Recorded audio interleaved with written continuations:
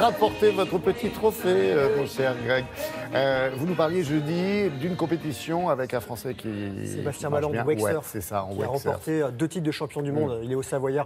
Le wake surf, c'est le rêve de tous les amateurs de glisse. Quand on est amateur de glisse, on a envie d'une seule chose, c'est de faire des runs, de rider, comme on dit, le plus longtemps possible et où on veut. Le wake surf, vous en faites tant que le bateau ne s'arrête pas et que vous ne tombez pas. Parce qu'il s'agit de faire du surf sur une vague créée par un bateau.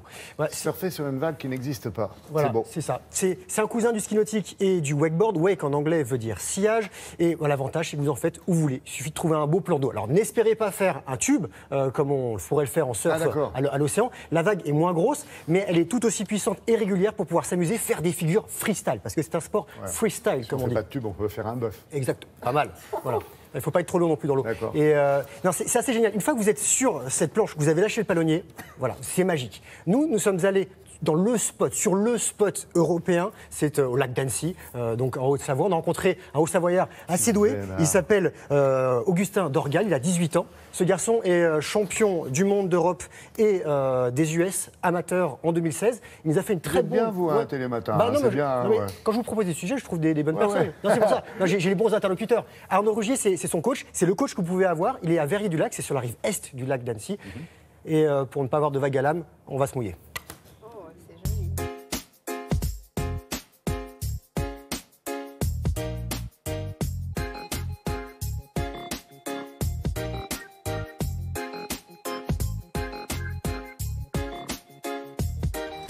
Grégoire, qu'est-ce que tu fais là? Je cherche la vague. Y a pas de vague ici, hein. Viens, je vais te montrer comment on surfe à Annecy. Le wake surf, c'est un sport tracté comme le wakeboard ou le ski nautique, sauf que là, on crée une vague et à terme, on arrive à jeter le palonnier et à surfer la vague du bateau. Tu vas prendre le palonnier dans la main droite, la planche avec la main gauche, tu la prends, tu la mets à la verticale devant toi.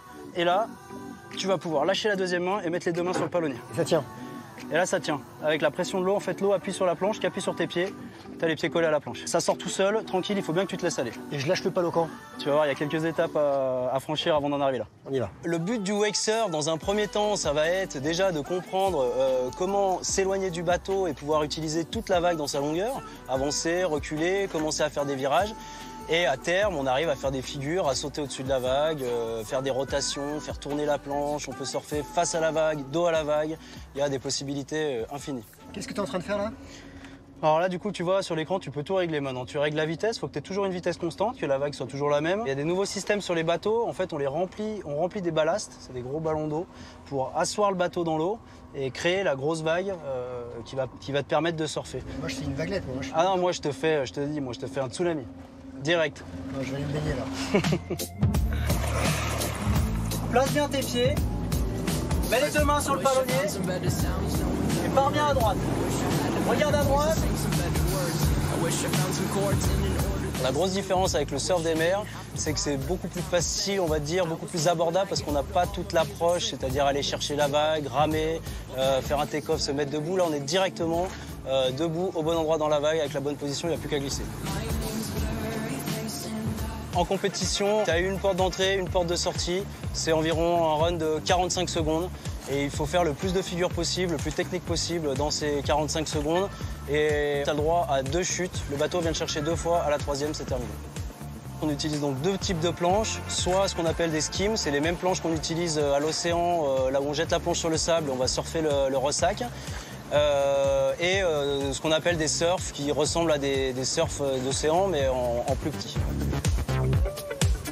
Ok Grégoire, donc du coup là nickel, maintenant il faut que tu sois encore un petit peu plus relâche, bien en appui sur les orteils. Et le principe c'est que quand tu vas pousser ta hanche droite vers l'avant, tu vas mettre du poids sur le pied avant, tu vas te rapprocher du bateau. Et quand tu reviens sur le pied arrière, là tu ralentis.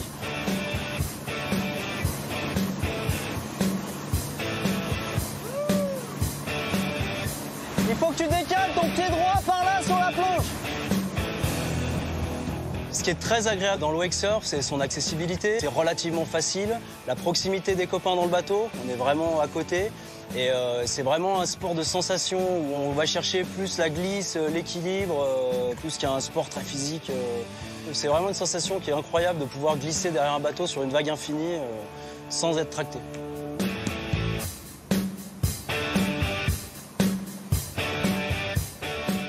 Et notre Grégoire qui est champion du pompon sur tous les manèges, réussit à faire un truc qu'il ne faut surtout pas faire dans ce sport, c'est récupérer rattraper le palonnier.